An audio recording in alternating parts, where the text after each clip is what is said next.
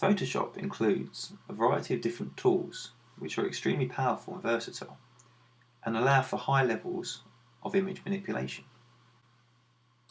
I'm going to open up the Taj Mahal asset and I'll fit it to screen.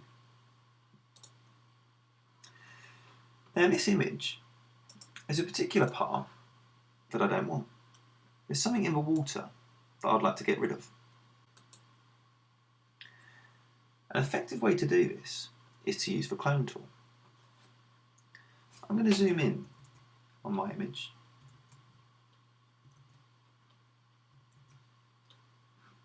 And this is the part that I'd like to have removed.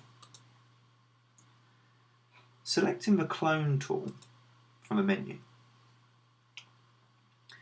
and pressing and holding Alt and then clicking once with the left mouse button, I've now created this as a target.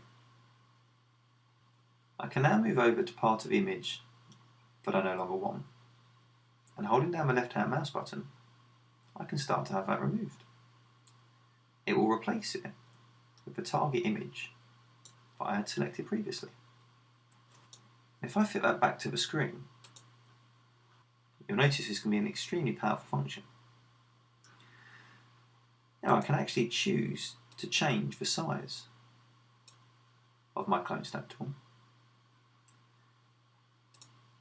and then perhaps selecting a different area, I can hold down the Alt and choose a new target, and I can begin drawing perhaps an addition to the Taj Mahal.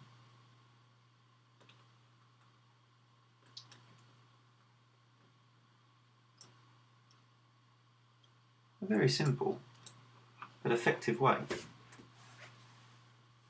of highly manipulating an image.